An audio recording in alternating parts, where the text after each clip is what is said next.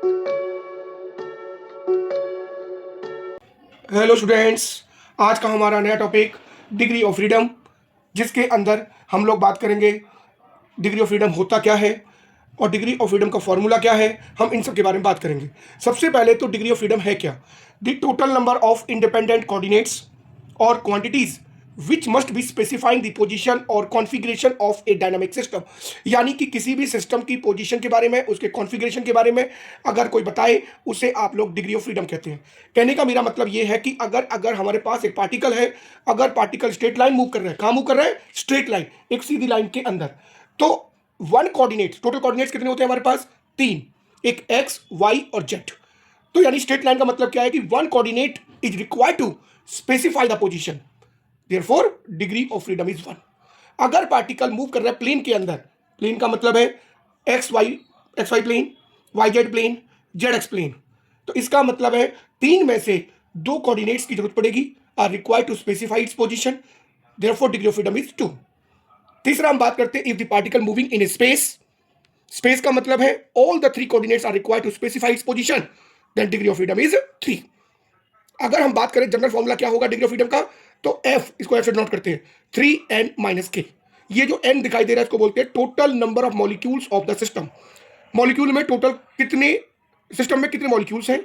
दूसरा k का मतलब है number of common coordinates of the system, कितने कोऑर्डिनेट्स कॉमन है सिस्टम के अंदर। अब हम डिग्री ऑफ फ्रीडम के एग्जांपल्स देखते हैं। तो देखो, हमारे पास 3 तरह के गैस मॉलिक्यूल्स हैं। नंबर 1 मोनोएटॉमिक गैस मॉलिक्यूल, दूसरा डायएटॉमिक गैस मॉलिक्यूल और तीसरा आपके पास है ट्राई एटॉमिक गैस मॉलिक्यूल। इन तीनों के बारे में बात करेंगे कि तीनों में डिग्री ऑफ फ्रीडम कितना होता है।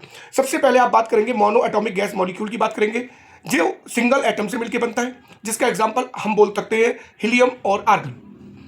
इसके अंदर जब सिंगल एटम से मिलकर बना है तो टोटल एटम कितने हैं? 1। Total number of common coordinates कितने हैं? कोई भी नहीं है, 0।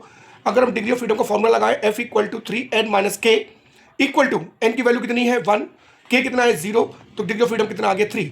तो इसका मतलब है मोनो एटॉमिक गैस मॉलिक्यूल के अंदर डिग्री ऑफ फ्रीडम कितना होता है? 3 होता है।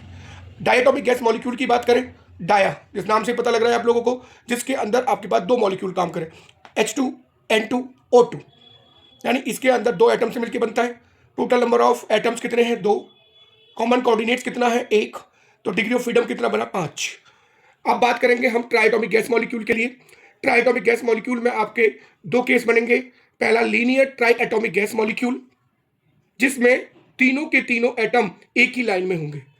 इसके अंदर टोटल नंबर ऑफ एटम्स कितने हो गए? 3। जब एक की बात करेंगे तो कॉमन कितने हो गए कोऑर्डिनेट्स? 2। तो इसका मतलब डिग्री ऑफ फ्रीडम कितना हो गया? 7। Linear try atomic gas molecule का एग्जांपल ले सकते हैं हम O3। O3 का मतलब होता है ozone gas. Non linear try atomic gas molecule की बात करेंगे, यानी जैसे कि आपको दिखाई दे रहा है, जैसे ट्रायंगल दिखाई दे रहा है, ट्रायंगल के बीच में कोऑर्डिनेट्स है, तो टोटल नंबर ऑफ कोऑर्डिनेट्स कितने हो गए आपके पास? 3। टोटल नंबर ऑफ एटम्स भी कितने हो गए? 3। तो F = 3n-k, तो टोटल डिग्री ऑफ फ्रीडम कितना आ गया? 6। Non linear triatomic gas molecule का एग्जांपल हम जो ले सकते हैं, हम H2O ले सकते हैं। H2O का मतलब होता है वाटर।